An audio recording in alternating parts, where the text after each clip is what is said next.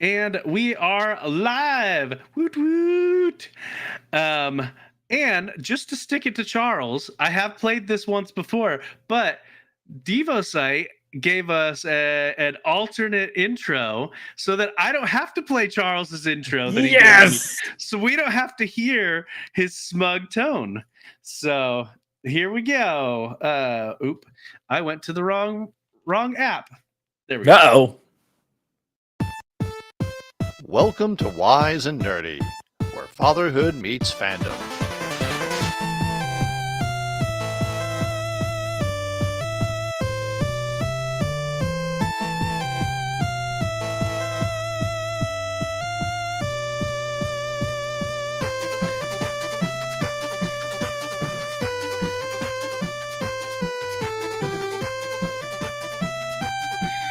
All right, and welcome to Wise and Nerdy.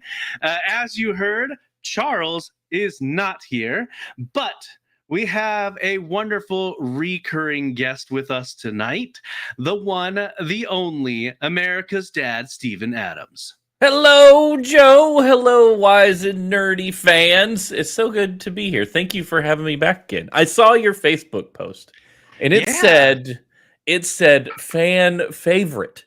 Right. You called me a fan favorite, and I am just walking around the house making sure everybody knows that I'm a fan favorite. So when I am a huge fan. Yeah, so I'm like, it's like, honey, will you take out the garbage? I was like, did you realize that you're asking a fan favorite to take out the garbage? No, I'm not that cocky. But that was really sweet. It was a really kind Facebook post. Thank you for that.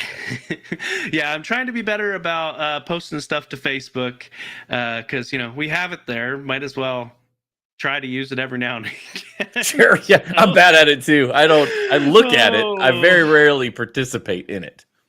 And everyone's like, Facebook, you boomer. Right, yeah, what? Nobody uses it that's under the age of 40. It's just not a thing. It's kind of amazing. And it's so funny because so I don't actually know how old you are, but I bet we're pretty close to the same. 40. I turned 40 this year. Yeah. Okay, so I'm a year younger than you. Enjoy it. that big 40, it really gets you. It comes at you. But Facebook wasn't even a thing until after we graduated from high school. So it's like, okay, it's not like it's MySpace. No, yeah, MySpace was the thing, and then Facebook I wanted. But when it came out, you had to have a .edu account in order to get it. And I'd already graduated college. And I was like, dang it, I want a Facebook. And then finally they opened it up to everybody. It's like, I'll get a Facebook. And now I think it might be the thing that brings civilization to its knees. If it already hasn't.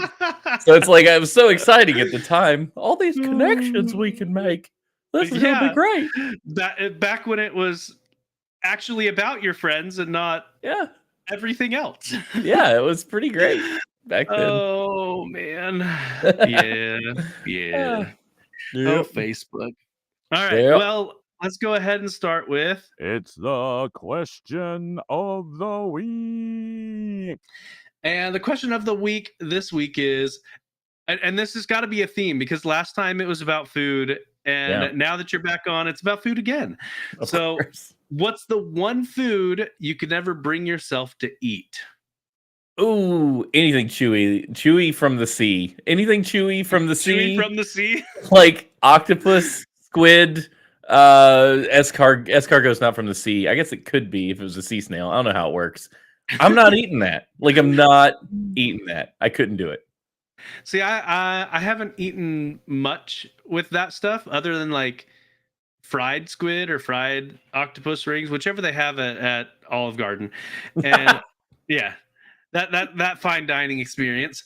I didn't mind it. It wasn't, I mean, it's fried. It's deep fried. It was fried. Yeah, it's fried and breaded. You could eat almost anything. You eat an old shoe if you bread and fry it. That's right. Especially if it's made out of leather. Yeah. But yeah, no. It's a consistency thing. I can see that. Yeah, it's the textures. I think we might have talked about this last time. I'm a texture first kind of eater. Like the flavor matters less to me than than that it feels wrong in my mouth. So when I look Texture and at temperature. yes, it's got to be hot. It's got to be not. I don't want to chew it for too long. Like honestly, we talked about the steak thing last time. I think eating steak with Mhm. people, and like if I have a piece of fat in my mouth for too long, it's Yep. just I can't do it. And anytime I look at like escargots is snails or squid or something.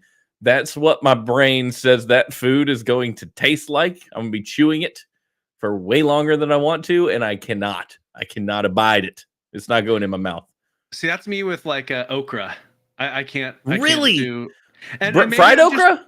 maybe I've just never had good okra. Yeah. I'll be fair. I've only tried it once, and that time Okay. put such a damper on it that I haven't tried it again.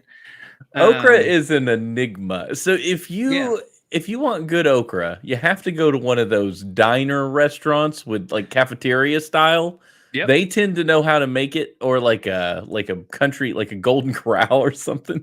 But even for me, like I love okra, but if the breaded wrapping, the coating is like broken, and I can see the slimy green thing on the inside, I automatically have issues. Like if all the You're breading like, has nope. fallen off, I'm not eating it. But if it's just, I could eat it like popcorn.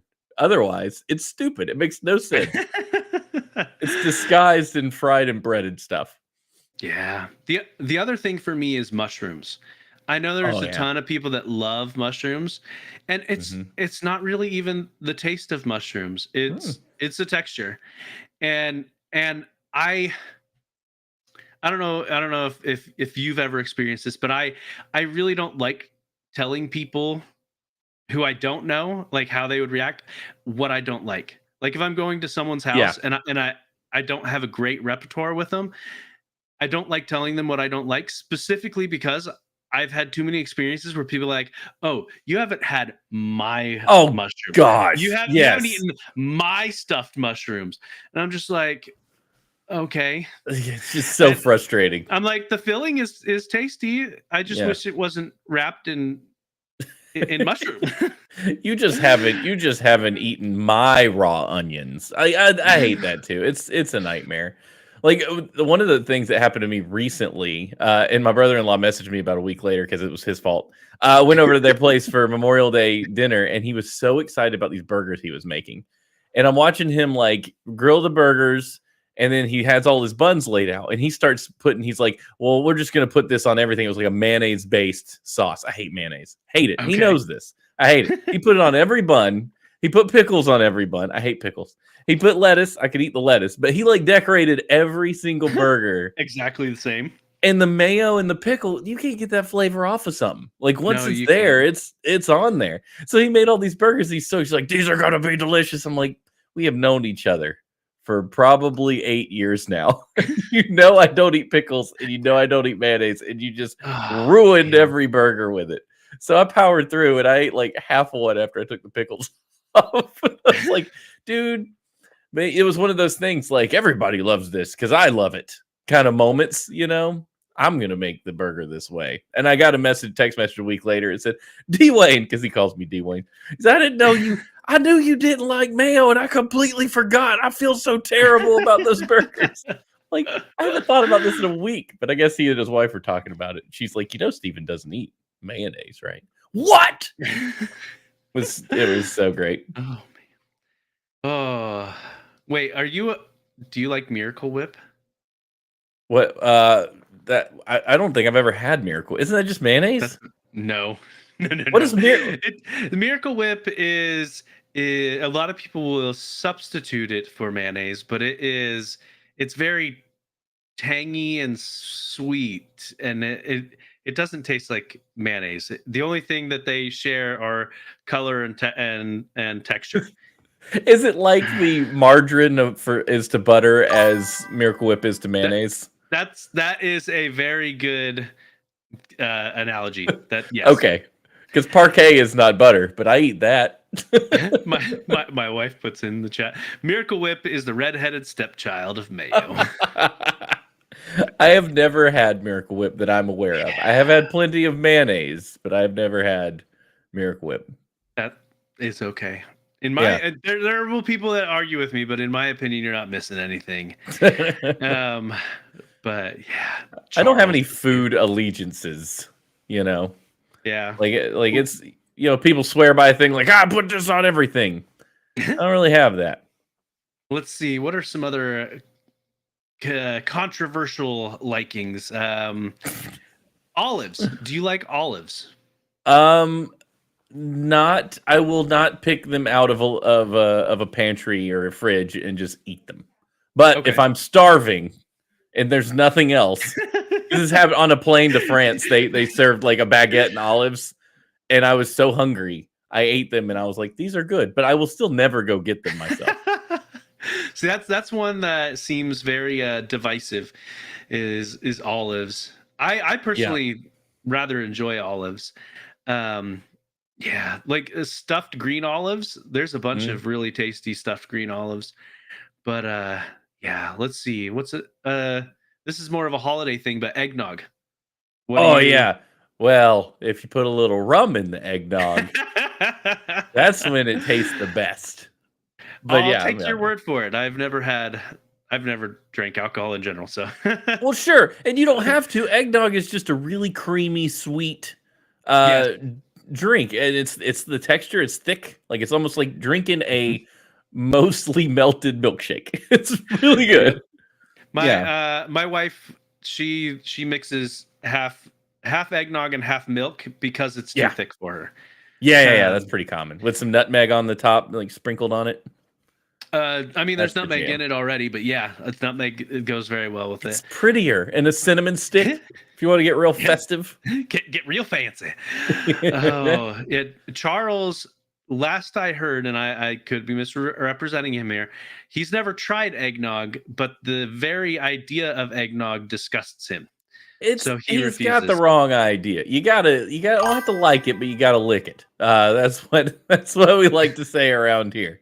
You gotta give it a little sip because I think the name turns people off. I think it makes you think you're like Rocky pounding down egg yolks for breakfast. I mean, that's how it's made with raw eggs. So sure, but it doesn't taste like that. No, it does not. Yeah, it doesn't taste like it.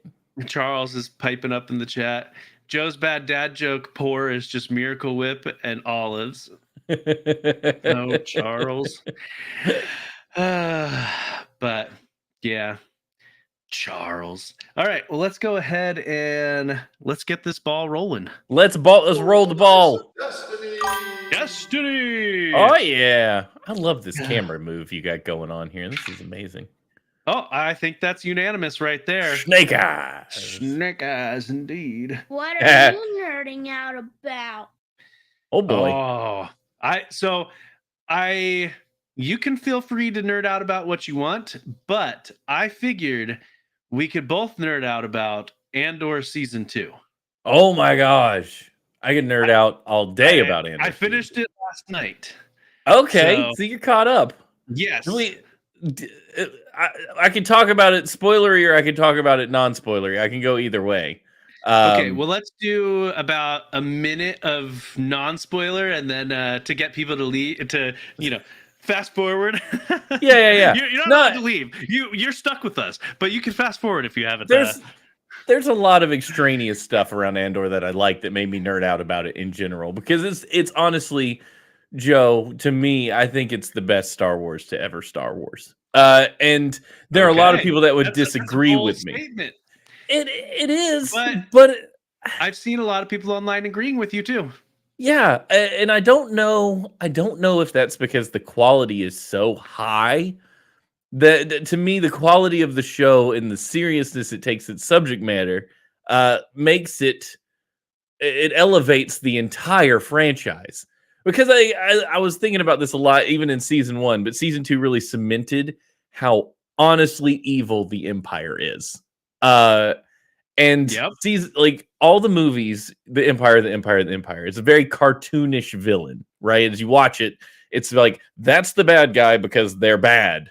Because look at how really they do give stuff. A whole lot of yes, the power grab in and of itself and the manipulation, but as far as the normal people, it doesn't really show It's just Empire bad. Yeah, you don't get the boots on the ground. It's Yeah. all rebels. I mean, you do in the sense that like the Battle of Hoth is all the rebels versus the Empire, but in your brain, you're seeing two armies, Yeah. And I think what Andor brought to the table was the human beings in those armies. They're not superheroes. Nobody was like the best ever. And season 2 really cemented it, particularly with the whole Gorman situation. Like, those were just people trying to figure out how to get these jerks off their land, which was just amazing to me. And like, I think, okay, the thing that I walked away with the most, not the most, but a very prominent point, Mon Mothma, a character with what 10 minutes of screen time total from Return of the Jedi to Clone Wars. I know she showed up in Clone Wars or Rebels or something, but like mainstream Star Wars, she was a character that's like, I don't know, she's some lady that tells the rebels what to do. That character she has about as much screen time as Admiral Akbar. Like, yeah, true. Exactly. She was the standout for me in this whole story. The actress was unbelievable, and her character was fleshed out so much. Just the weight of knowing what she had to do, the way she carried herself in front of people she needed to hide from, and then like the fake smiling that happened between her and Luthen all the time, and the whole deal. That character was just elevated to like top tier Star Wars for me.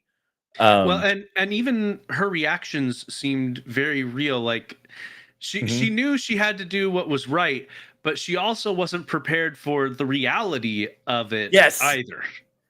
Yeah, like that. You get that version of her in season 1 where she's making big money moves to try and fund, these little rebellions. What I can assume is her funding little rebellious actions and helping Luthen with money. And then realizing, ooh, my money's missing, and now they're watching me really hard. And then the second season's all about her just falling deeper into that shadow politics kind of deal.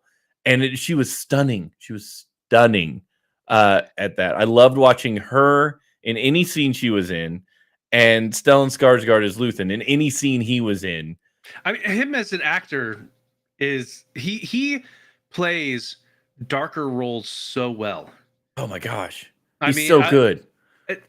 So he's technically a good guy, but he is a morally gray good guy. Period. Oh yeah. But I mean, a lot of his acting, I just kept seeing the Baron from Dune during this. Like, but man, I might have a little bit of a hot take though. Yeah, let's go.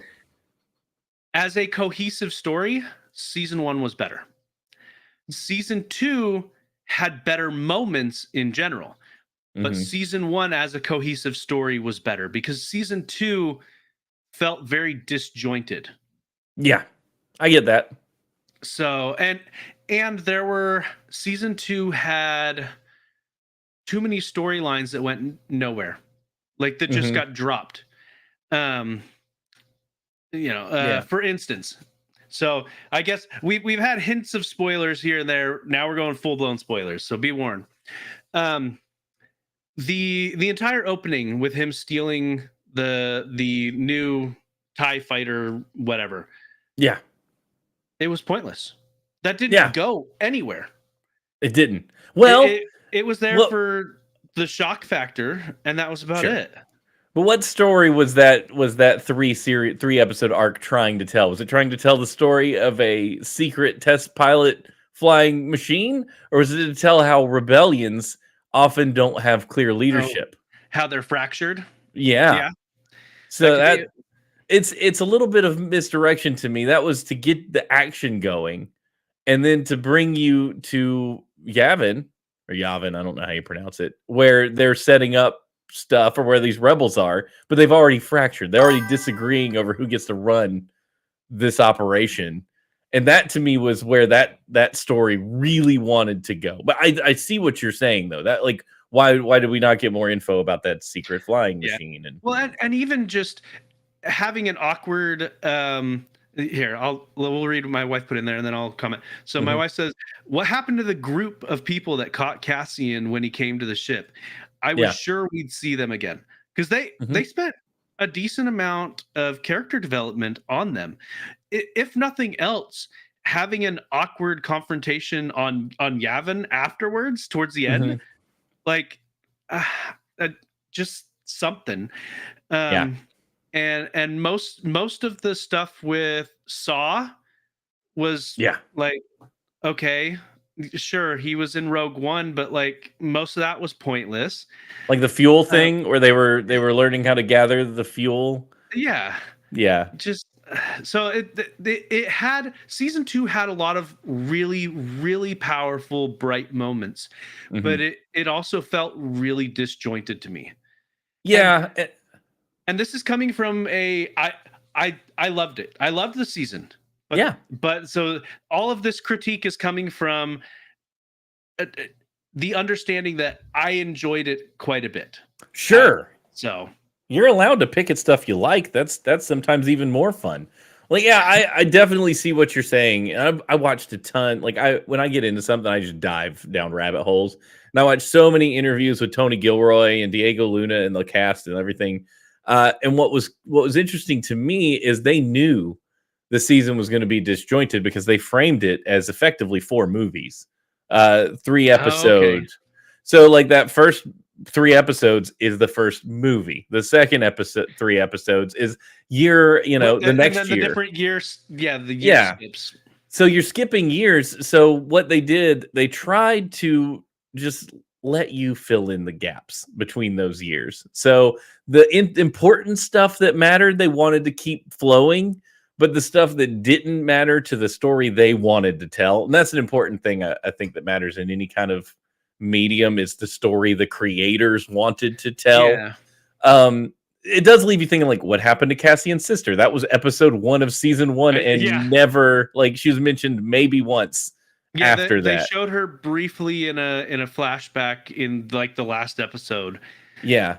And And the whole force healer, he's a yeah. messenger. Like okay, and like Well, then that, to me, that was he is a messenger because he's the one that's destined to send the Death Star files, to the rebels. Like, that was, to me, she's not a Jedi. She just has enough connection to the Force to heal. yeah. So her perception of what things would be, or destiny, or the future, like most Jedi would see it, would be really muted and fuzzy. So the best word she could use for what he was meant for is messenger. Now, I'm also intellectualizing a lot of this. Like, people do this with movies all the time. Like, well, Mhm. let me explain the movie to you. It's only going to take me 30 pages and lots of wibbly wobbly stuff. So I don't want to do that too much. But I think if you really sit down, you comb through it, and you figure it out, it does have deeper things that do connect and do make sense. But I think that's not the vast majority of audiences. I think most people just want to watch the show and they want it to make sense through it. Yeah. My mom loved it. My mom's not like a deep thinker of shows, and she was just like, "Oh my gosh!" But she was adorable when she finished the series, Joe, because she called me and she said, "The story's not over. Were they going to make another one?" I said, "Mom, it's a movie called Rogue One." "Oh, they made a movie after this." I said, "No, they made a movie way before this, years ago." "Oh, they did." It's like, it was great. I was like, "This is wonderful. This is the purest. This is an audience. This is a normal person audience, and how they probably interacted with it." Well, and so you mentioned the 3 episode segments. Did they released them 3 episodes at a time as well, Yeah. right? See, I Yeah. didn't even start watching it until they were all out.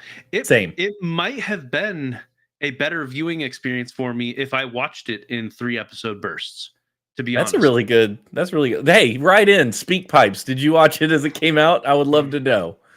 So yeah, instead of there are a lot of series that actually benefit from watching them with the release schedule, Yeah. rather than in the binge watching era that we're in. Yeah. Yeah, I think so. I think it might have helped you put some distance between the last episode of, like, the first year and the first, and you could, like, we're still in spoiler mode. It's not a huge spoiler, but like Tay, the third episode of the first season, when Tay rides off with the girl's name, can't remember it. Cinta. Yep. Yeah. Cinta, and you're like, I know what's gonna happen to him. Yeah. You never see it followed up, but you And they also don't know ever really talk about it. no, but Mon Mothma knows because Luthen Mhm. effectively tells her. And then Mon Mothma has her mental breakdown at the wedding, which was probably the most devastating scene in the entire series. Because really, if you think about that, that was just her realizing she's in so deep, people she likes Yeah. are going to get killed now. Which was fascinating. Like that was something else. Oh, one thing I did learn, I don't know if you heard about this. There's a deleted scene. This makes a big difference. No, I So haven't. you know, Mon Mothma's husband, right? He Yeah. was kind of the hedonistic guy. He's just there to drink and gamble and party and whatever. Yeah. Well, apparently there was a written scene. I don't know if they shot it, but it was definitely written where he would talk to her before her big speech at the end. Okay. And the idea was for him to come to her and say, like, you know, they've interviewed me every week about you. And he said, I know Oh. everything and have known everything you're doing since day one, and I never broke. And I'm that kind of glad they didn't do that, to be honest. it would have Then we been could just leave him in the jerk category. right, because if they don't, then that makes him like that makes her the villain almost, because he was the doting husband. He might have been a mess, but he really loved her enough to lie to the Empire for her, which I thought was a really cool angle to give him. But it would redeem him, but I think it would make her look bad. And you don't really want Mon Mothma to look bad. And instead of that, they show him getting cozy with his daughter's mother-in-law. Exactly. I'm just Yeah. like, it was okay. Yeah, and that shot was just to say there's a part of this wealthy galactic society that's just going to move on, and they're not going to think two things about the rebels or the Empire. They're just going to keep partying and rolling along. But yeah, I think this whole series made episode 4 even a better movie. It gives the Empire so much more, makes you hate them and understand it more. I think like one of the things that struck me about this show is there are just so few aliens. So I few. said that to my wife. I'm like, I mean, I'm sure it was a budget thing, to be completely blunt. But yeah, I'm like, okay, there's a whole lot of human-looking people. Well, and I think it's because Tony Gilroy doesn't really give a crap about Star Wars. I was watching interviews with him, and he's like, yeah, Star Wars is fine, but he wanted to write a story about revolution. And I guess he is a history buff. Like he's studied revolutions and many of them over time, like the French Revolution and further back than that, the American Revolution. The whole Gorm thing, it felt like Les Mis. Yeah. Like Yeah. I even I turned to my wife and started humming the song from Les Mis where they're all out in the courtyard. Yeah. And she's like, yeah. Yeah, he based it all on those kinds of events. That's why it feels so real and so gritty. It's for one, they're people, so you recognize them. It keeps it out of that fantasy side of your brain and lets you believe it. And then it's based on historical events and how these things, like the whole propaganda machine and all of that, and it was so good. I think it stuck the landing. I think it makes Rogue One a better movie. I think it makes Episode 4 a better movie. See, something like that works because there's no source material where someone comes in with a story they want to tell and just puts it in the skin of an IP.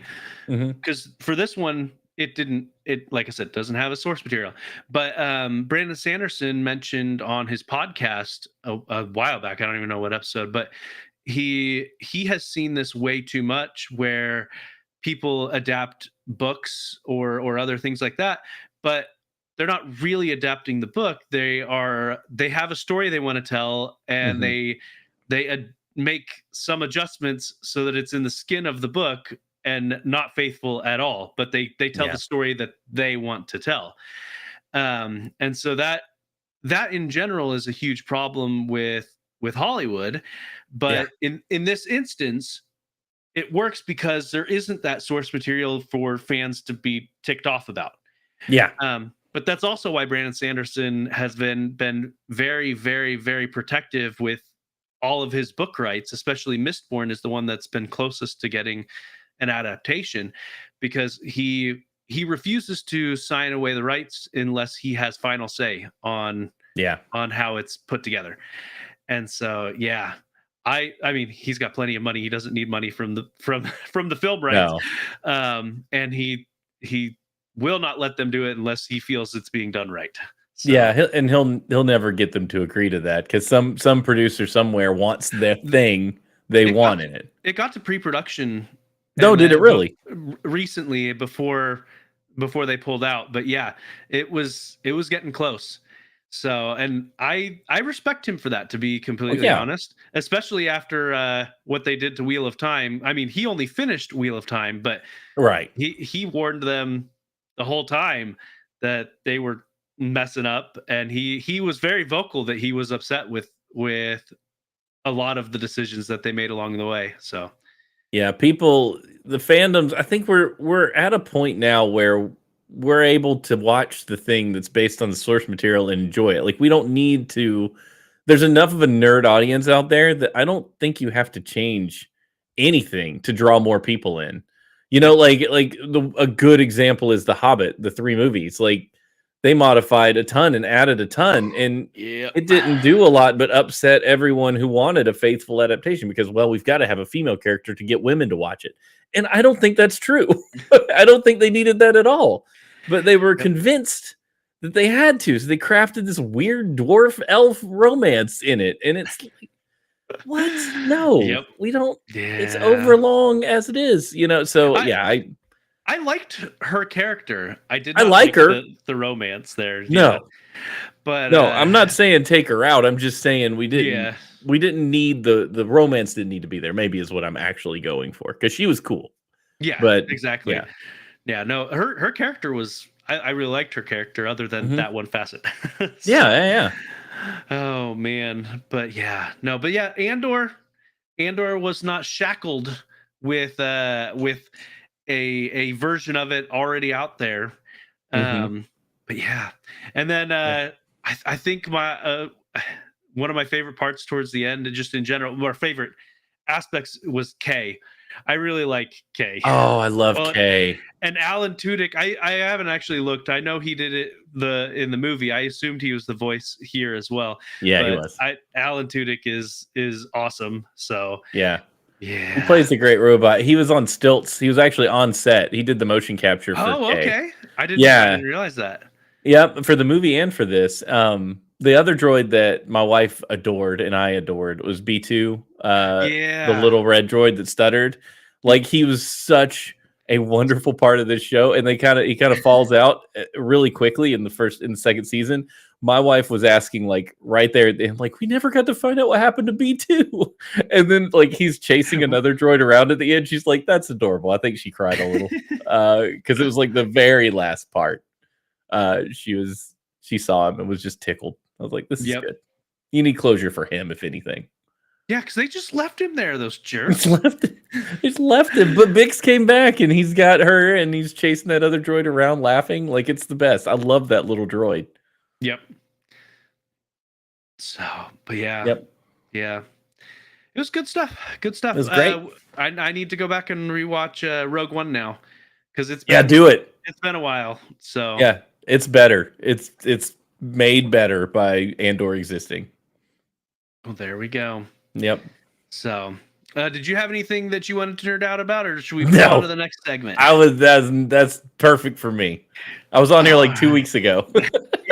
Yeah. So you were here 2 weeks ago, and you're like, oh, man, I really need to talk about Andor, and I was like, I haven't finished it. So when I finished, I was like, and Steven's coming back, perfect. Mission accomplished. We're gonna talk about Andor. We did, especially because Charles doesn't like Andor. So something's broken with that man. I don't know. There's a lot of things broken with them. But there's a lot of things broken about everybody. Roll that dice. All right. Ooh, yeah. Charles' favorite segment. Dad joke. All right. Well, do you have any, or should I just get to getting? What do you call a dog that goes underwater? A poodle? A subwoofer. Oh man, that's a good one. That is a Oh. good one. This one comes to us from the full run through, aka Tyler. He's the same one. Last time you were on, we were talking about the Pope and sine and cosine. This is along those lines ish.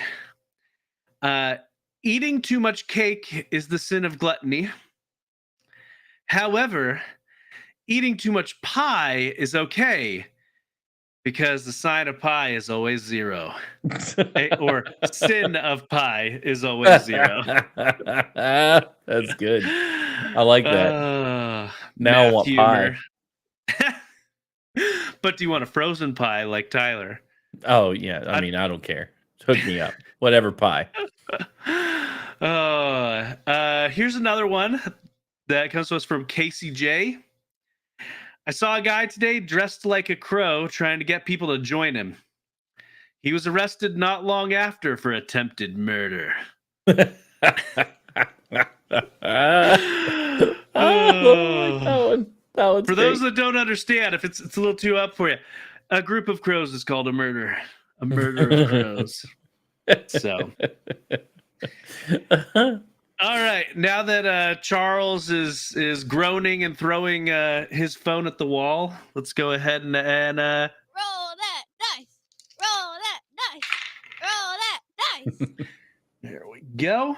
Daddy, can tell me a story? I sure can. I sure can, little boy. So, have you ever done any of those DNA kits? Ancestry, 23andMe, any of them? I have never done a DNA kit, but I have done a lot of ancestry research. Got it. Yeah. So, one Christmas, my wife and I decided it would be fun to gift each other the ancestry kits and to do them just to see what it broke down, because I had always been told a bunch of things from my family about my heritage and things like that. I'm like, well, let's see what actually shows up. Like, at one point my dad had told me, and I haven't found it in ancestry because I have done some searching. My dad told me that I was like one of my great grandmas was a Seminole Native American. Oh. And so I'm like, let's see if it even shows up in there. So I did the scan. I got the kit. Unsurprised that it's mostly Great Britain. You know, English, Scottish, Irish. Not surprised because I knew I had Scottish on both sides of my family. My last name Ard, the ancestral spelling is AYRD or AIRD. So Aird, I guess, is how it was previously pronounced. There is a Loch Aird in Scotland. There is a Lake Ard in Scotland. That's awesome. So unsurprised there. I like that Ancestry even tries to, if you're from the US, it'll tell you where your ancestors migrated from based on your ancestry findings and whatnot. And so I already knew that a lot of the art side of my family, they settled it in Alabama in the South. Now I've actually never met any of that part of my family. My grandpa moved to Pennsylvania, and so whenever I went to visit my dad's side of the family, we went to Pennsylvania. And so anyway, my dad's been down to Alabama. My older brother's been down to Alabama. He's met him. I have not. Oh wow. But I'm looking at the Ancestry DNA kit, and just seeing a bunch of oh yeah, no, I knew that this relative had done it. This relative had done it. This relative had done it. And I don't know if it's still a feature in the app, because they got rid of the dedicated Ancestry DNA app, and now it's just a feature of the Ancestry app. Oh, okay. But there used to be a feature where you could message people that you had DNA matches with in the Ancestry app. And I got a message on there from this lady. She says, "Hey, do you know Clydard? I think he might be my father." And so I'm like, huh, yeah, that's my grandpa. And I'm like, so you think my grandpa might be your father? So that would make you my half aunt? Yeah. And she's like, yeah. So she goes on. She tells me her story. She had been adopted. Um, she had already found her mom's side of the family, but her mom, who apparently was still alive, wanted nothing to do with her. Hmm. She got some information from her biological aunt, so her mom's sister, and she had some communication there, and that's where she got my grandfather's name from. Interesting. And so I'm like, yeah, he's my grandpa, but he's been dead for decades. And so I'm like, okay. I text my uncle, which in hindsight I should have called him.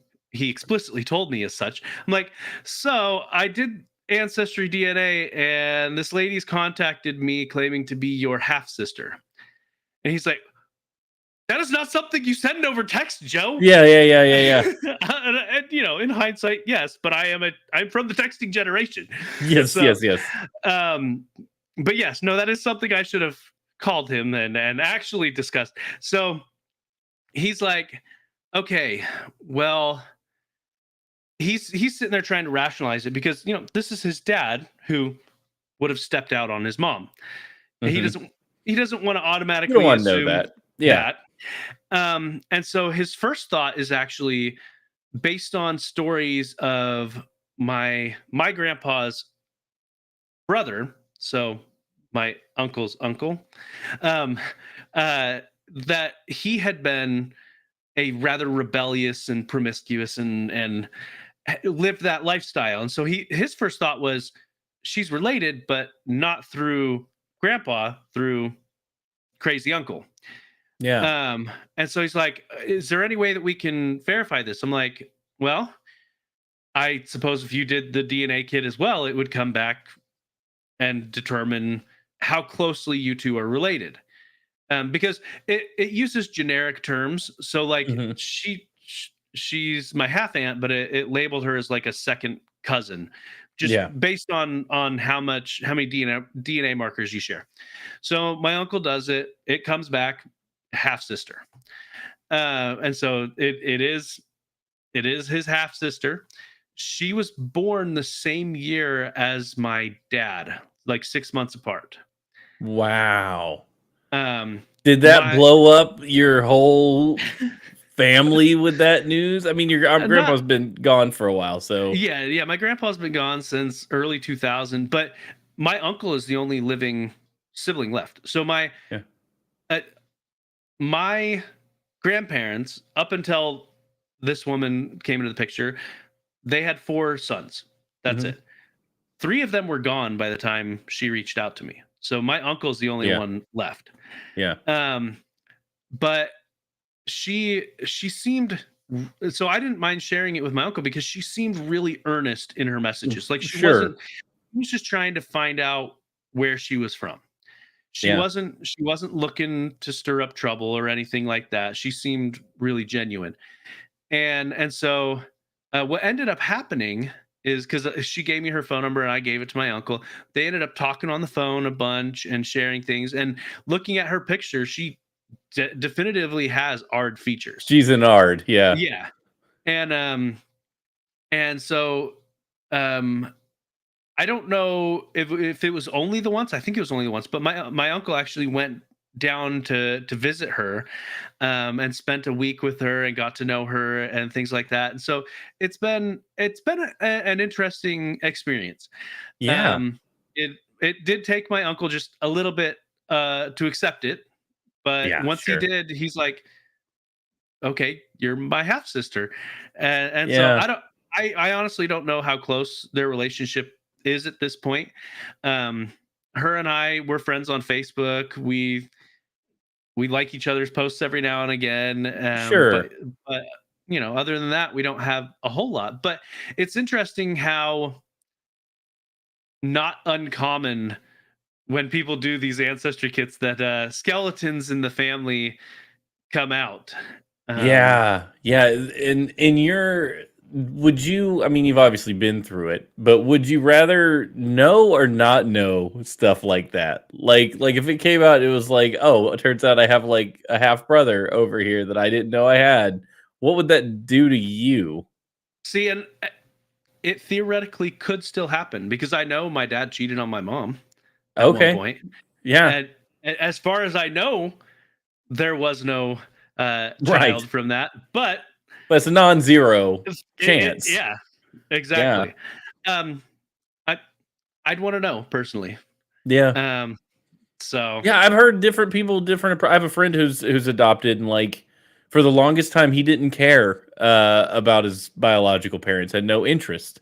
And then he moved to the West Coast, and he found out through, I don't know if he was actively looking or just curious, kind of poking around, but found out his biological mom lived in Portland, which was, and he's like, I kind of have to go find out some stuff now, and it helped him at the end of the day. He didn't know he needed the help, but like it was, he's like, wow, I can now know like what actual health history exists in, like, yeah, well, and that's that's a big concern for people that are adopted is yeah. any predetermined conditions that you might have, your health history. Yeah, you just don't know a lot of the times. Like, do your parents have any of these?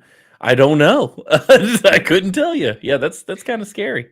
My wife is adopted, Okay. and I prefaced this story with both of us taking the Ancestry DNA kit. Yeah. She found her parents as well. Her Well, they weren't your biological, parents, right? well, and we usually just refer to them as her bio donors Sure. because they're not her parents, and Right, she right, does right, not right. like putting that label on them in general. I like So, that. but come to find out, so her bio donors, her bios, uh, they they were teenagers, so they gave her up for adoption. Mhm. But they ended up getting married. And so my wife has four full blood biological siblings. Oh, Um, wow. yeah. And so she's actually, as far as I know, never communicated with the siblings at all, but she Yeah. has reached out to the bio donors on Facebook, Yeah. mostly for that Yeah. Give me your medical history. history. Yeah. Yeah. Um, and that's how she found out. So, with my wife's last pregnancy, she had an abdominal hernia, Mhm. and she found out that her bio father and his brother have weak abdominal walls. So it's genetics. Genetic. Yeah. Yeah. And so yeah, but yeah, so Wow. uh, they're friends on Facebook. They Yeah. occasionally like her posts, but I I It's don't. there's nothing She there, right? doesn't The really. thread Yeah, is she yeah. doesn't really communicate with them or anything like that. Actually, um, I'm still working out the logistics, but if I end up being able to go up for Kurt's what you call it his Mhm. celebration of life, I'll be really close to her bio donors because they live Oh. up in the Northeast. Oh, Um, wow. so like I think probably only a couple of hours away. But yeah, so yeah, so they're fun, but you Yeah. also might get some interesting finds about the family by doing these DNA kits. Well, and Yeah. I think 23andMe had a scandal or went under or something. Yeah, I don't even I think they're still around, but yeah, I think they're like selling off their DNA data, Yeah, which is kind of, I don't know if it's scary or not, but I have a it's a 23andMe little health kit I sleazy. never took. So if that tells you anything, I have a 23andMe health test, not the ancestry side, just like for health. I never did it because I don't really want to know. Like, I don't want to know if I've got some marker. Diabetes can't hurt me if I don't know about it. I am somewhat of that person. I don't want to be, but I kind of am. Like when it really hits the fan and I need to know something, be like, well, maybe it'll get better in a week or two, and then a week or two goes by. Well, maybe if I give it another week or two. It's like, no, you should see somebody. I heard a statistic the other day about married men living longer than single men, and I don't know. It wouldn't surprise me. I don't know if this is the actual reason, but the joke is that that's because their wife schedules all their doctor's appointments because the men just ignore stuff. Yeah, pretty much. That's I mean look, I'm a spiritual person, and I think God made women so that we would do what we're supposed to do, because otherwise we would be an absolute disaster. That's not the only reason. Calm down, everybody. I'm just saying that jokingly, but we would definitely be in a worse position. What he's actually saying is that the world would not function properly without women. See, Joe knows how to say stuff. I have my wife calls it foot and mouth disease. I tend to say things and then rethink it. We actually have an emoji in our Discord called backpedal for me, and it's me leaning out a truck window looking backwards. that's how often that is. Good. That's cool though, man. Nice story. Yeah. So yeah, we were not expecting as much as we found. Like, I mean, finding my wife's biological donors like that, we always knew in the back of our minds that was a possibility, but I had never even entertained the thought that there would be skeletons in my family's closet too. So yeah, that is wild. I love that stuff though, man. I'm a big ancestry nerd. I'm kind of like my family's ancestry person. Like, most of them don't care. My dad's cousin handed me all this material she had compiled because she said, I'm gonna die and you're the only one that cares about any of this stuff. So she gave it all to me, and there's some neat stuff in there, dude. We've got my family's been here since before the American Revolution. Like, I have an ancestor who was a captain of a boat that brought supplies back and forth to the colonies. So like, we've been here forever. But I have two patriots in the family that fought in the American Revolution. James Adams and James Adams Jr. both fought. Well, there's court documents for James Adams when he was old and blind, trying to go argue for his pension at the court, his military pension that he was promised that he never received. And it's like this awesome little document about this. But I can only imagine this is a blind old man trying to get his money. It's pretty cool. Like, we came from Virginia down to Alabama, and we're there. Like, shoot, my last 5-6 ancestors, like great grandfathers, were all in the same area of Alabama forever. Yeah, that's kind of amazing. Well, and I've hopped on Ancestry a few times just to see how far back I can go, just playing. Yeah. And when you get that far back, the odds of it being accurate it gets fuzzy, plummet significantly. Yeah. And so, whether or not this is real, I ended up going back into Chinese royalty on one side of my line. Nice. And so it was to the point where these were historical figures, so I could actually learn about them and whether or not I'm actually related to them. One of the people that I looked up, it talked about how he, during his dynasty, he ruled like super fair, was lenient with taxes. He rewarded people based on their merit and was basically an outstanding guy from the sounds of it. And I'm like, that's pretty awesome. Yeah. Maybe I'm related to him. No, that's great. I found just a bunch of slave owners in my family history. And I'm looking at people like, really? And I'm like, they're all from Alabama, dude. They're all what do you think? A bunch of my family's from Alabama. I haven't researched to see if any of them were slave owners or anything like that.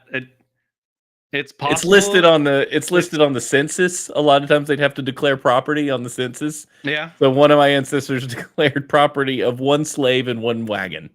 And I was like, oh, great. Awesome.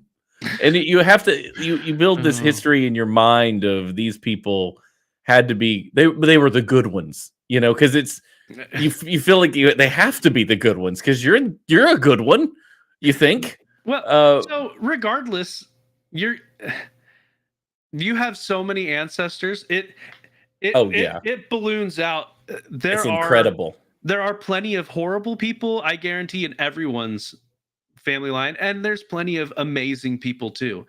And even going back just to your parents, no one's perfect, but you can learn all kinds of good lessons from history in general. Yeah, regardless of who they are, you can learn either what not to do or you can find things to emulate.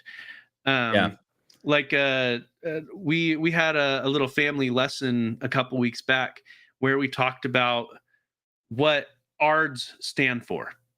Just as a family, what do we stand for? And we pulled up the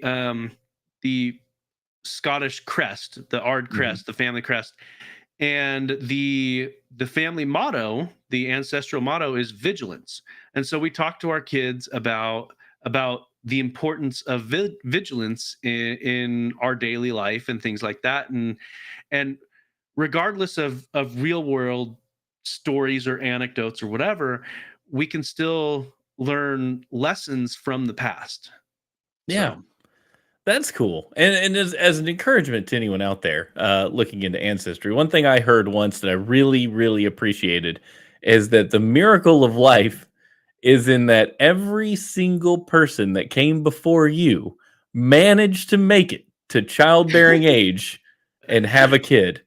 And that is an amazing thing when you think about it. That you are here because everyone before you made it, and a lot of people didn't. And everyone in your direct line, at least. Yeah, and another thing that I always thought was fascinating is that if you are a couple and you either have no girls or no boys, you are the last in that chain of like take boys for example. If I just had a girl, I would be the last in a chain of men to man all the way down. That would be where it ends. You'd be the last link in the chain of men having boy children. Blows my mind, like when you think about it. It's crazy. Yep, it's crazy. Yeah, I mean, I've got an aunt and uncle where they've got 5 daughters. So he's the last dude in his direct line from the beginning of everything to now. He's the last guy. Crazy. Yeah. All right. Well, crazy families aside, roll that dice. See what number comes up next. All right. I don't think we've done that one yet. No, we haven't. How do I? This is a fun one. How do I lose weight? It's what Kurt would have wanted. Yeah. Kurt knows. And so there is a specific reason I bring this up. And sorry, podcast listeners, but I am going to share my screen, and so you won't be able to see it. But that is okay. So this past week, I hit a milestone. Here is a before and after picture. On the left is from Dragon Con, so Labor Day weekend. And on the right is from Tuesday, 2 days ago.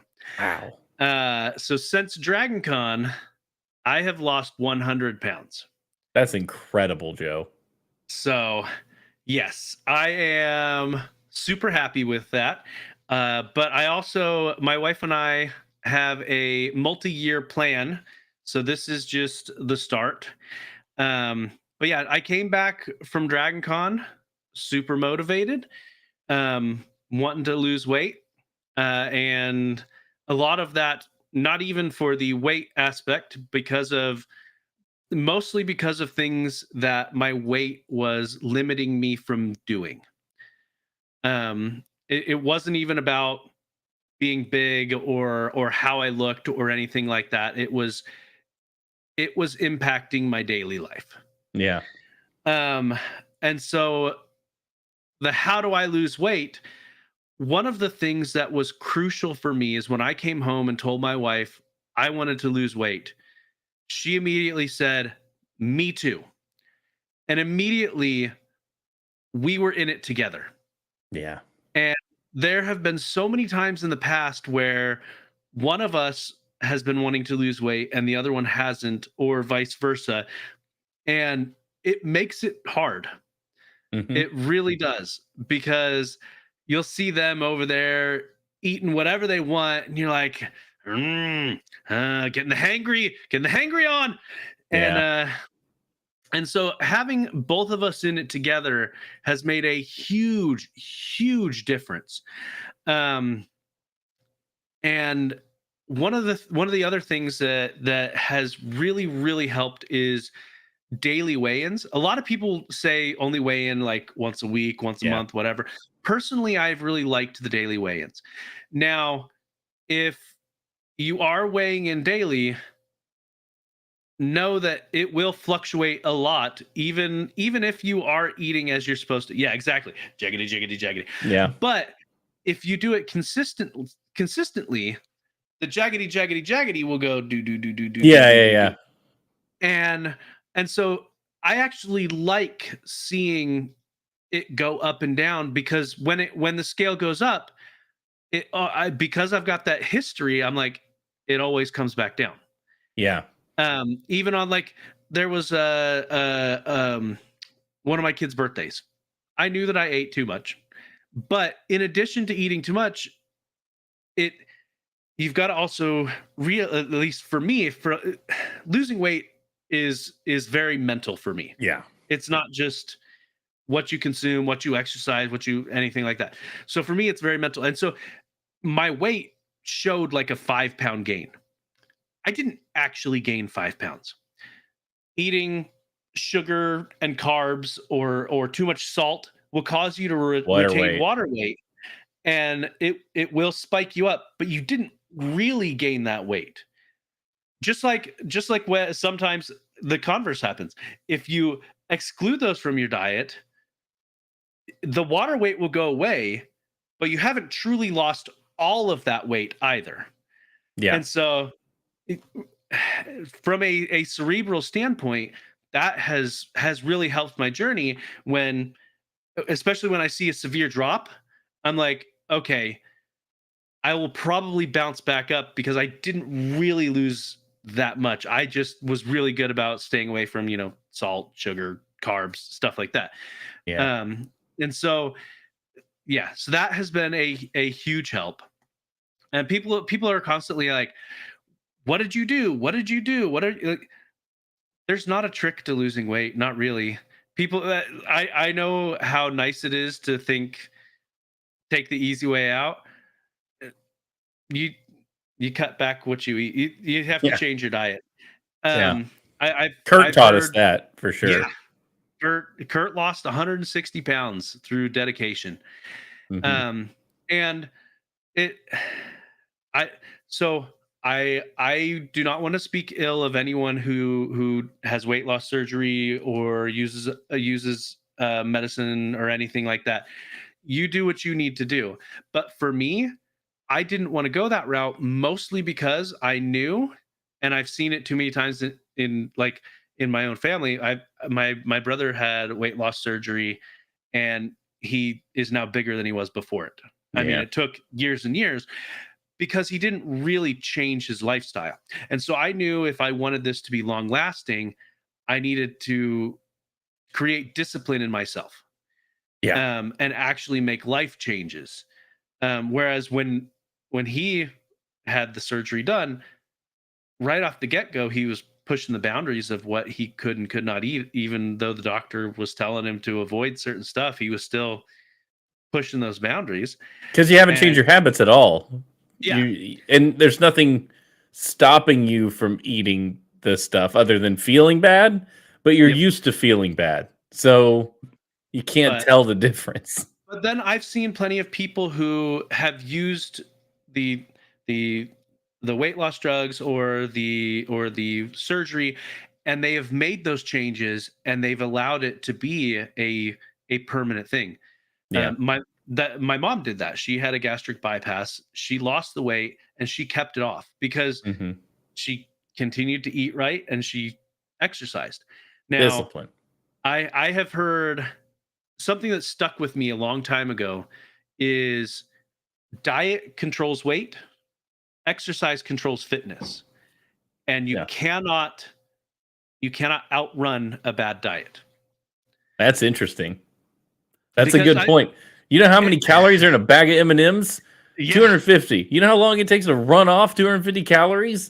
It takes like 30 minutes on the treadmill. It's absurd. Yep.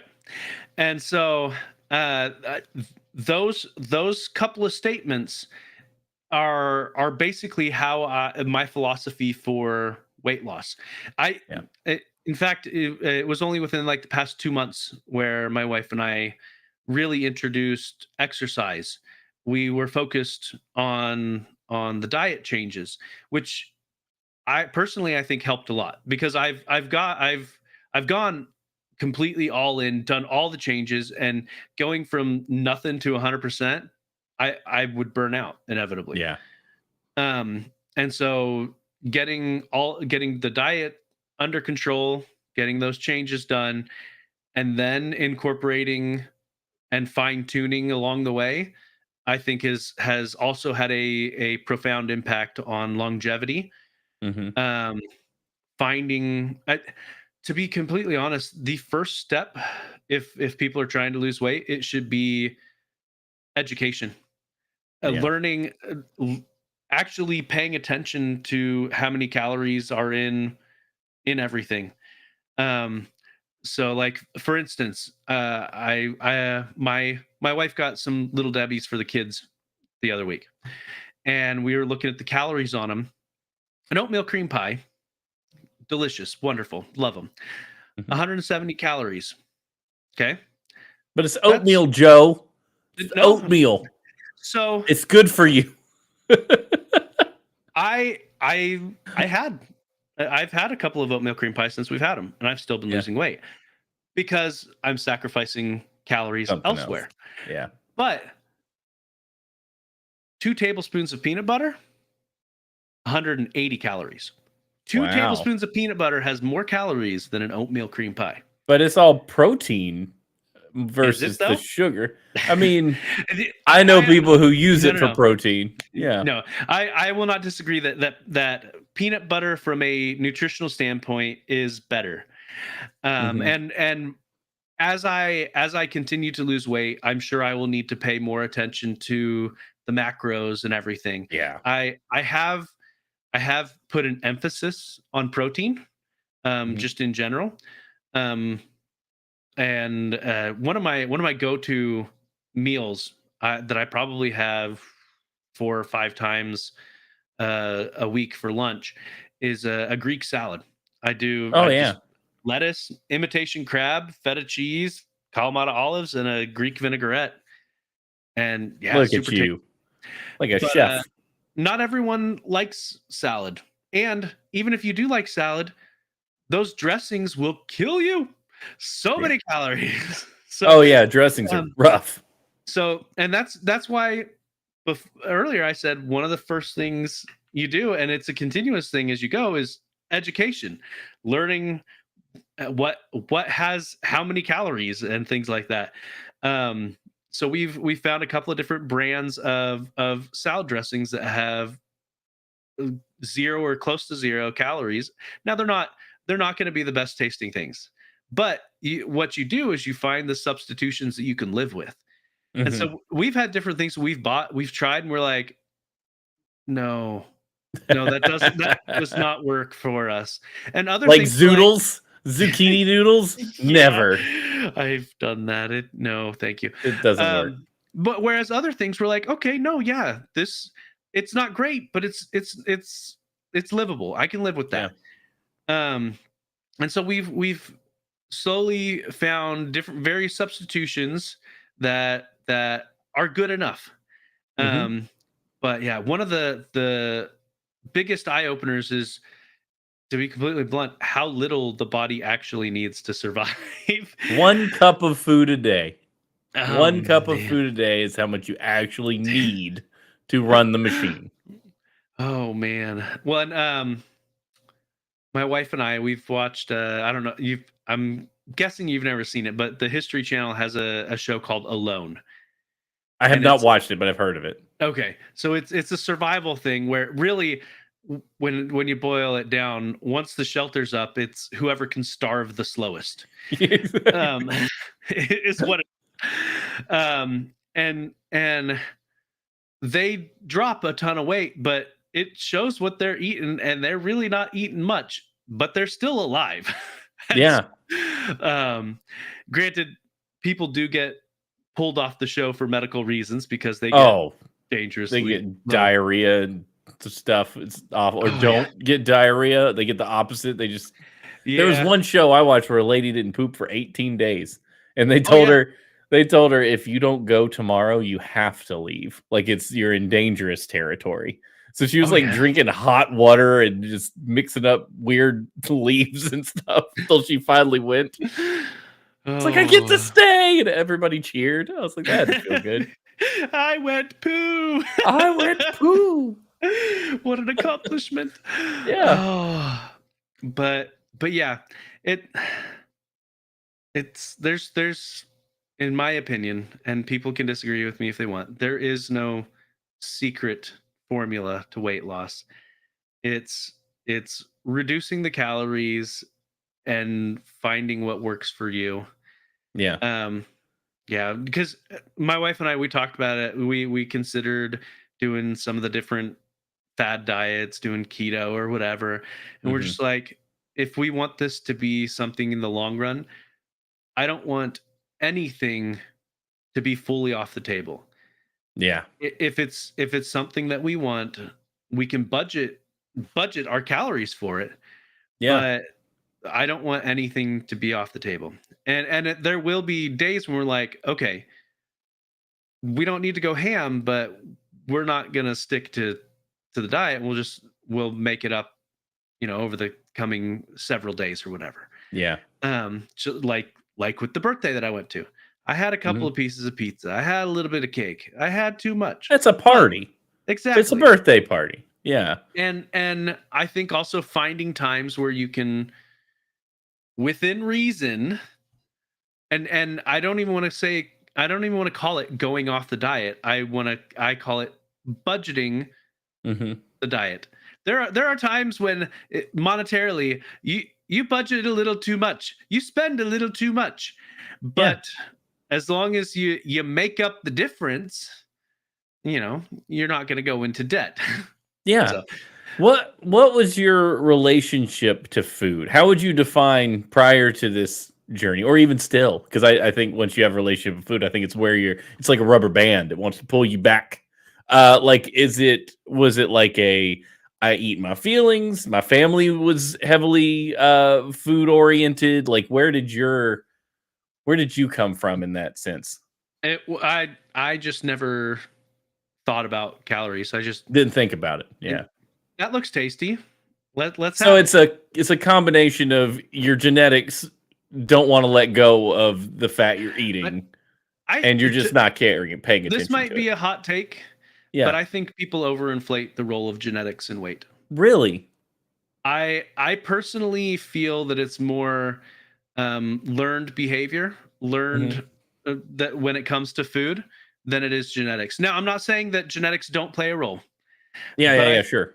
I think genetics play a bigger role in how your body carries weight than how much you weigh. That makes sense. Um, Now there are exceptions to that. There are medical conditions that drastically impact your weight. Thyroidism, Yes. hypo, whatever. So I don't want to discount those, but in my personal opinion, and I am always open to hearing um people correct me with factual information. I am Sure. I am more than willing to accept new facts and redefine my thinking. But I in my personal opinion, I think people overinflate genetics when it comes to weight. And I think too many people use it as an excuse for their weight Yeah. instead of analyzing their own behaviors that got them there. Yeah, I've heard that a lot. The behavior thing, because I've known people that were heavier that would go to the doctor, and the doctor would typically say, "Well, you're not sleeping well because you're snoring because you have a weight problem," and then they immediately get ticked to the doctor and they want a new one because they are Yep. healthy heavy, and just all the science disagrees with the idea of like, I mean, we've got way too much behind heavy. I mean, not all heaviness is the same unhealthy, but the weight on your lungs and the weight in your face and everything else that could cause apnea, sleep apnea, or So other like there's a correlation. from a fitness standpoint, I actually believe you can be fit Hmm. and overweight Yeah. from a fitness standpoint. Now, would you have better fitness if you lost weight? I do believe that as well. But I think there are people who can be fit and overweight. I mean, there's plenty of athletes that if you look at a BMI chart, they're obese, but Oh, they are BMI is amazing. basically Yeah, trash. We know yes. that. Yeah. But I mean, I think as a general guideline, and maybe I'll change my opinions as I get to so I'm not obese. Right. So yeah, right now my goal, my initial goal is to be overweight. And Yeah. it's fun. It's funny saying that because I am obese, but Mhm. my goal is to get to overweight. Um, I And that would might need be where you're happy though, because like if we do look at BMI, my optimal BMI would have me looking like a skeleton. I think it wants me at like 172. I'm 6 foot tall. And it wants yeah me like in the 170. I would look sick. my the upper end of healthy is Mhm. for me is like 162 for my height. Yeah. And I Let's think it see. wants you like to not have muscle on your body because I feel the best. Like I've been in the 220s forever. I think my body just wants to be there now. I do think that once you've established a weight, your body typically wants to go back there. Like its desire is to be where it's always been, or it's like Yeah. I read an article about that years ago. I don't know if it was ever debunked, but it seems to make sense to me because I always rebound to the 220s. I can't go higher. I can't get any lower. I'm always back in that spot when I fall off the wagon, and I've fallen off many times because I've tried to be healthy, but I asked the relationship to food question. Like growing up, my family didn't talk about food. Like food was an inconvenience because it got in the way of activities we wanted to do. Oh, we gotta go Yep. figure out dinner now. Like where my wife's family, a whole different situation. When they get done with breakfast, well, what would you like to have for dinner tonight? Like they haven't even cleaned the dishes, and they were talking about what the next meal was going to be. So it's a whole different thing. Where my mom hated to cook, so she was just like, "I'm going to ignore this until it's time. It's time for dinner." Until we got to figure it out. Yeah, until Yeah. we're forced into eating. So I don't think about food that often. I wait till like I have to figure it out and then I eat it. But I'm not a huge snacker either. It's just I might make not the best food decisions for breakfast, lunch, and dinner because I did wait till the last minute to figure it out. But I don't snack in between typically because I'm not worrying And about it. snacking will get you. Yeah. Yeah. So I like I said, I've lost 100 pounds, and I would need to lose about another 100 to be considered overweight. Wow. I So mean, but because you're like you said, it's a journey, and yeah, you've set some good guardrails and habits for yourself. my wife and I have planned out our goal weights up through the end of 2027. That's awesome. So I currently, and it might change, but currently I would like to see how I feel at the upper end of healthy BMI. So Yeah. in 2.5 years, I would like to be there. Do So you that's my journal? current goal. Not really. Because so here's the reason I ask is because you're gonna get to I that should, goal but I weight. don't.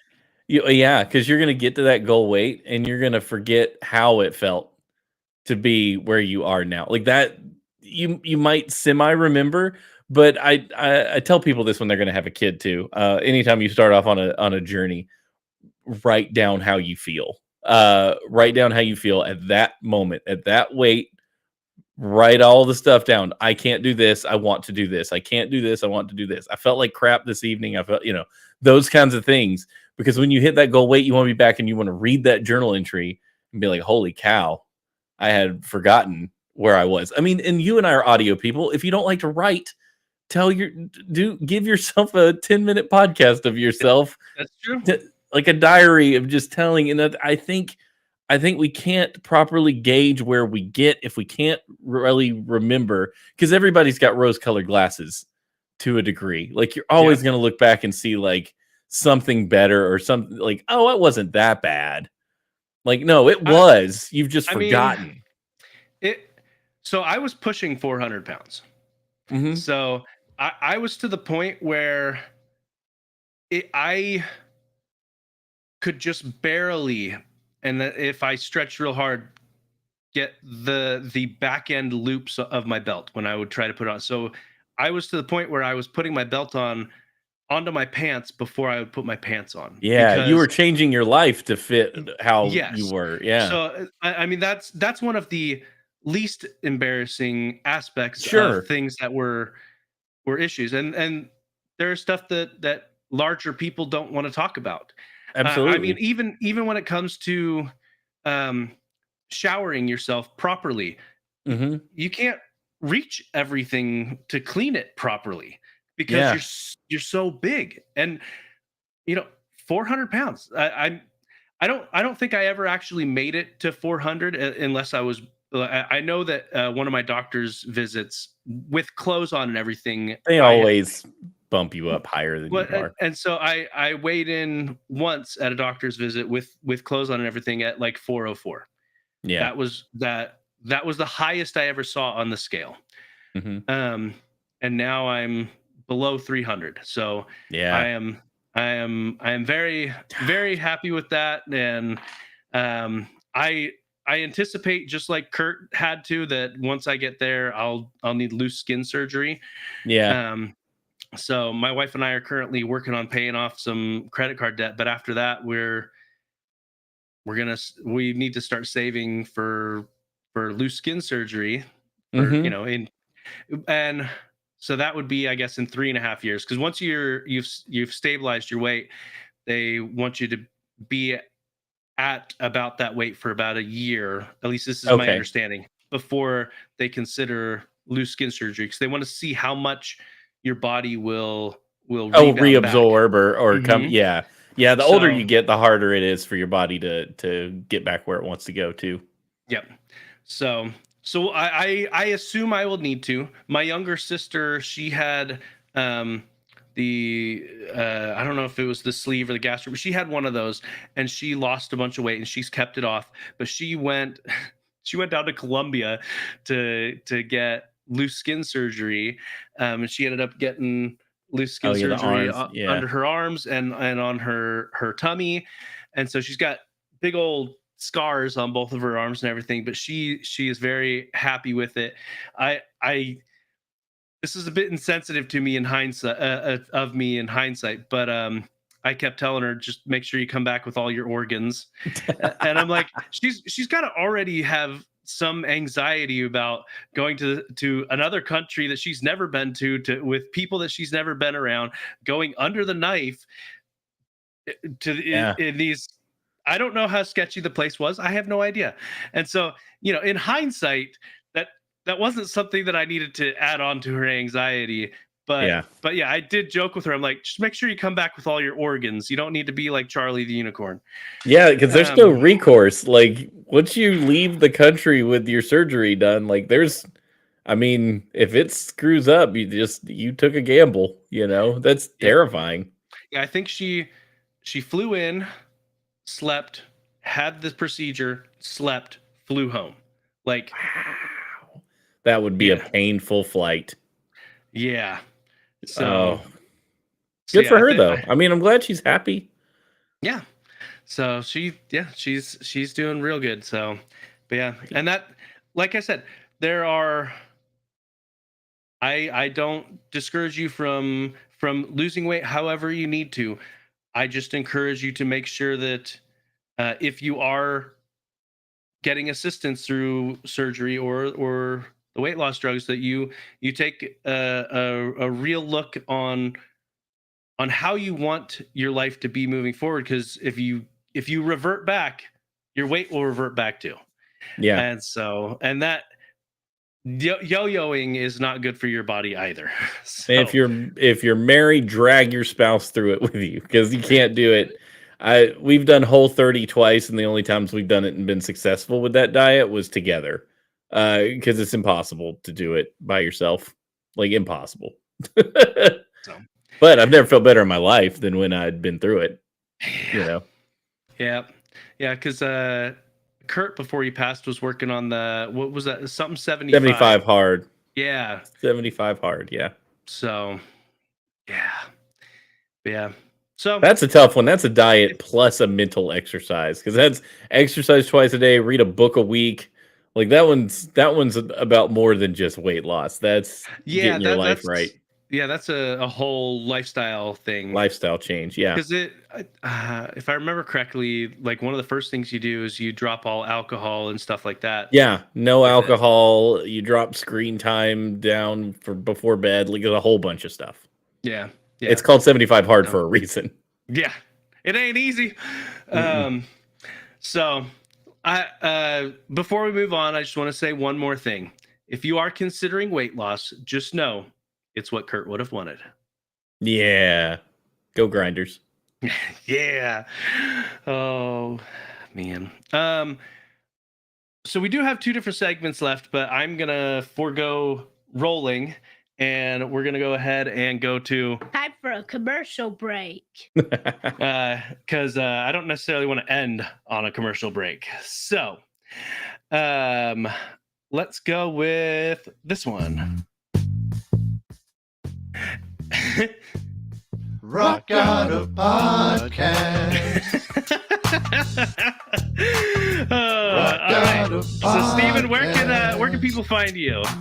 They can find me over there at the link tree. That's linktr.ee/SteveHNH. You'll find all my stuff over there. So, and most recently on 24 FPS Presents with TV's Travis, we're up to episode 6 of Fast and Furious, our watch through of that franchise. Neither of us had seen it, and it is a blast.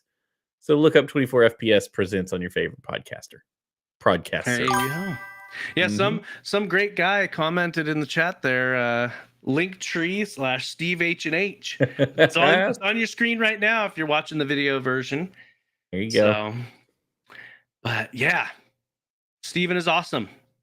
If you wanted to support the podcast in and of itself, you can head on over to patreon.com/wise_n_nerdy, which really we should just nope, that's my personal one. You can go there if you want to. Do we not? There it is. So Linktree/wise_n_nerdy. It has a link to our Patreon. It has a link to Charles and I's link trees if you wanted to get more specific with us. It has a link to our Discord. If you wanted to join that, then you can hop in over there. One other thing you can do, if you wanted to leave us a voicemail, which apparently Charles tried to do and failed, you can go to wiseandnerdy.com/calldad, and you can leave us a speak pipe to answer the question of the week. And the website, assuming I remember to update it correctly every week, which I usually do, it should have a list of the upcoming questions of the week. So if you forget, they are there. And you can leave us a 90-second speak pipe that we will play on the show. The upcoming question of the week for July 3rd is, what's one thing you bought that ended up being so essential to your daily life you now wonder how you ever lived without it and wish you had discovered it years earlier? Wow, what a good question. Yeah, I thought so. I thought that would be a good one, because I think of all the different little devices I have around the house, and I'm like, Yeah, I wish I had that years sooner. So What took me so long? exactly. Now we don't have any speak pipes for this week. All right, I'll have to get after Devo for that, because he usually leaves He's the one. 1 to 5, and but yeah, hop on over.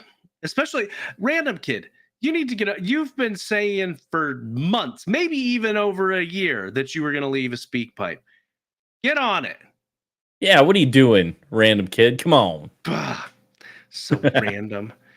So, anyway, we're going to move on to our last segment, Council of Dad. also Parliament known of as the Papas. Parliament of Papas. And this one is going to come to us from Reddit. Did I share the Reddit link with you? I can't remember You if I did did. not share a link, but you did share the question that I Yes. forgot to look at before we started. So it is. This is from. I like seeing some of the drama on this subreddit. So it's from. Am I the Oh yeah, am I the a-hole? the butt Yeah, the butt face? the butt yeah. guy. So this one comes to us from wrong_basket_6811. Says, "Am I the butt face for telling my mom she's an unwanted guest?" Ooh. Yeah. All right. So the context here. My wife has had a stressful time at work and was looking forward to a vacation at her grandparents' cabin. She brought a few books she wanted to read, and I brought my fishing rod. She had no plans to entertain. My dad stopped by to go fishing. It was supposed to just be my dad stopping by for the day, but somehow my mom inserted herself, and I was shocked to see her. My wife had no plans to entertain her. I told my mom that. My mom brought stuff for lunch and dinner and tried to engage my wife into making dinner for us all, and my wife said no. She's relaxing and reading. If my mom wanted to cook, that's my mom's prerogative. My dad and I got back late, and at the table, my mom started to complain how she did this all by herself. I looked at my wife, who just took her plate and ate in her room. My mom started to complain to me about it, and I told my mom she technically wasn't invited, and my wife had no expectations to entertain her in my wife's cabin while my wife is on vacation. My mom started saying, well, she wouldn't have come if she knew that. I told I told my mom, next time, take a hint. If you aren't invited, don't come. My parents left after dinner. My mom complained that my wife should have tried to be a gracious hostess. And I said, maybe my mom should try not to be an unwanted guest. So, what do you think about this? Is he the butt face?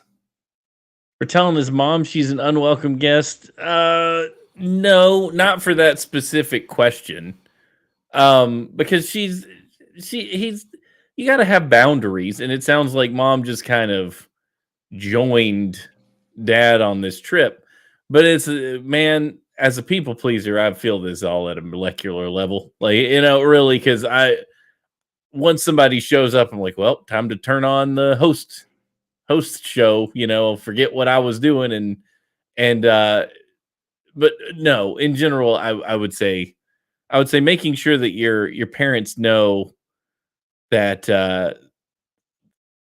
they have to they can't just barge into your room, so to speak, when Yep. you're a married couple on a vacation. Now, I was looking down through some of these Reddit comments, and some people pointed out he's definitely a hole or butthole or whatever, and I'm not sure.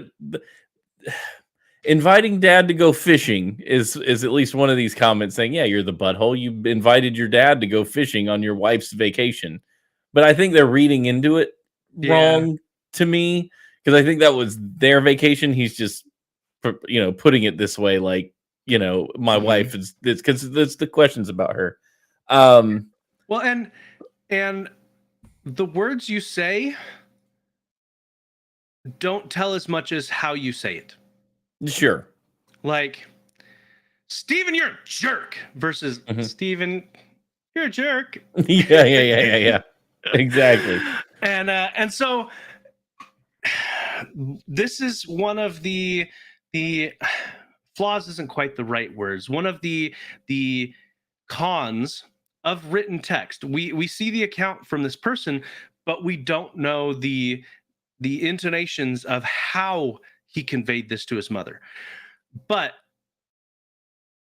if we look at this, if at least the way I'm looking at it, reading between the lines, his wife, the whole goal for her for this vacation was to unwind and relax. Mhm. I've been on plenty of vacations where when I get back, I feel like I need a vacation from my vacation. Yes. And so Absolutely. having a vacation that's actually relaxing and actually rejuvenating is very different from just having a vacation. And Mhm. so her entire goal, based on what he's saying, feels like she wants to relax. She wants a chill weekend. She wants to read a book. She doesn't want To entertain. to entertain. She doesn't want to have the hassle of having that extra steps to it, because it's not, for most people, entertaining someone is not relaxing. Oh no. There are some people where that really rejuvenates them, that Mhm. restores their battery, but for a lot of people that sucks their social battery right out. The fact that he told his wife told his mom when she got there that she was not going to be entertaining, and the fact that the mom just completely disregarded it, Yeah, that's a big one. shows to me that bare minimum, the mom was in the wrong. Yeah, In my and mind. mom And should there's have made clear that she was coming or she was. Dad really kind of dropped the ball on this too. He did, but there's a way, in my opinion, that the mom could have been fine. Oh yeah. If she had done her own thing without expecting the wife to step up, that could have worked. Yeah. If she came into it, and maybe, like you said, the dad, if he didn't warn her ahead of time that she's not going to be entertaining, so the mom came in with this preconception that this is how she wanted it to go, and she tried to push that preconception on everyone else, Yes. and that's where she's really in the wrong. Mom overstepped. She did because she could have shown up, and she could have relaxed and made it chill and not added stress, and I think it would have been a very, very different dinner at that point. Yeah.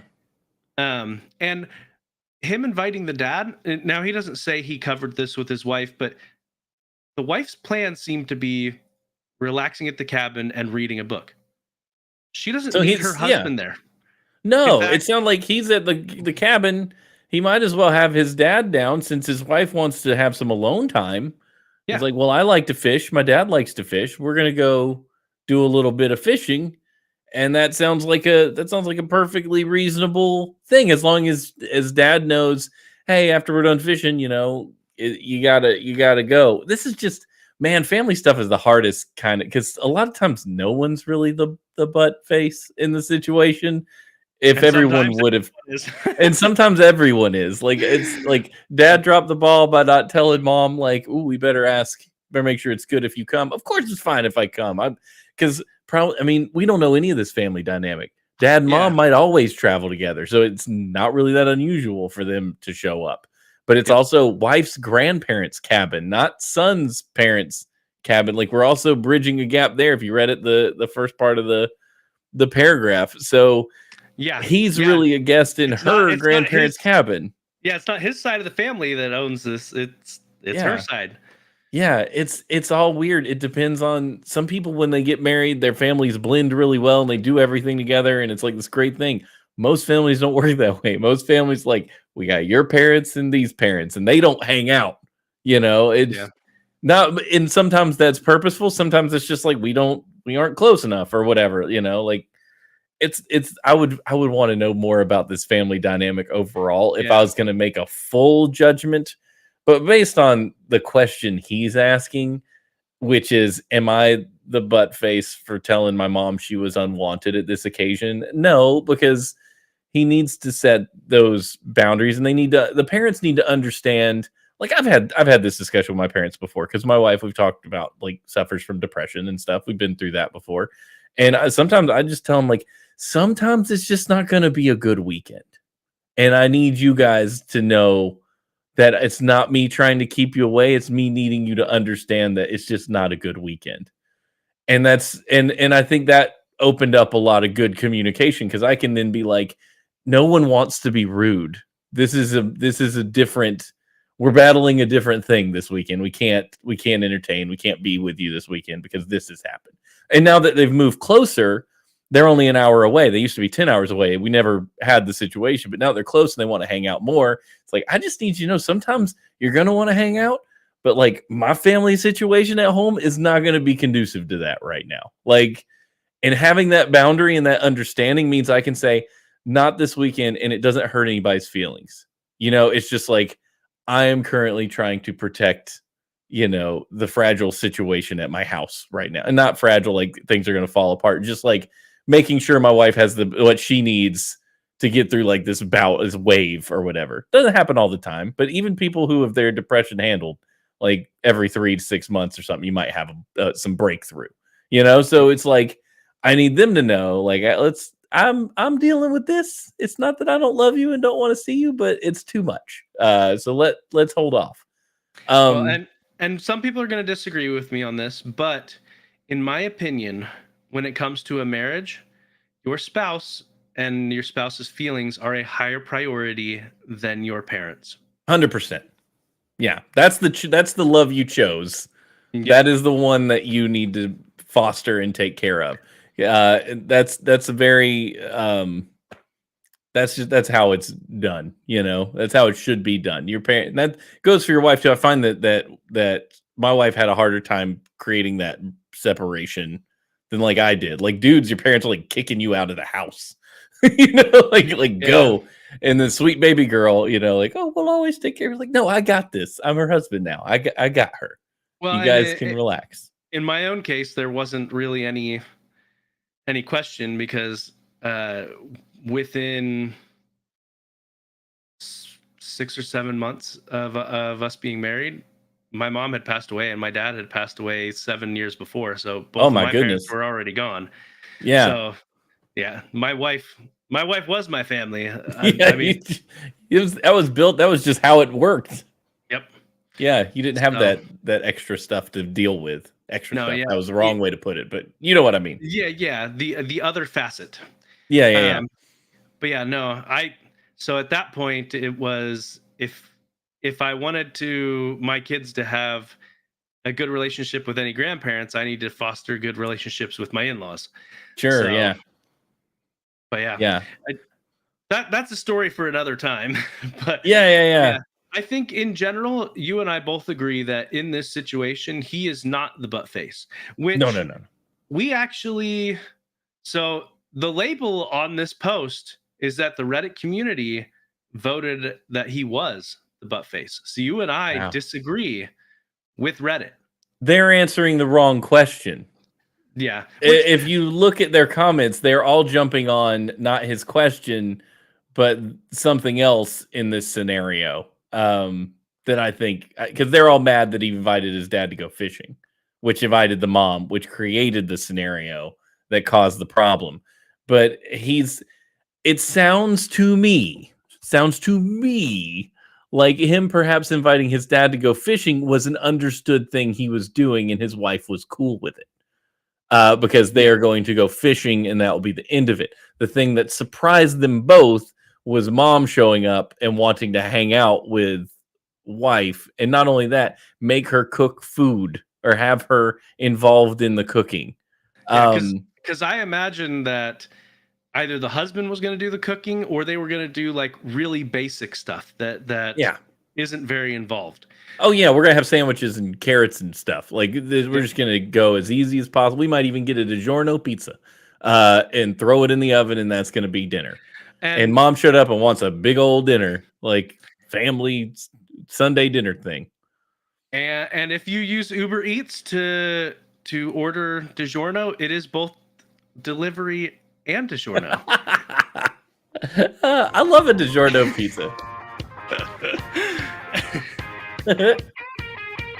Follow these nerdy dads on social media. Charles at Rock God of Podcasting. Joe at Joseph_Ard. Check out the website, wiseandnerdy.com. And as always, they may not be your father, but they'll always be your daddy.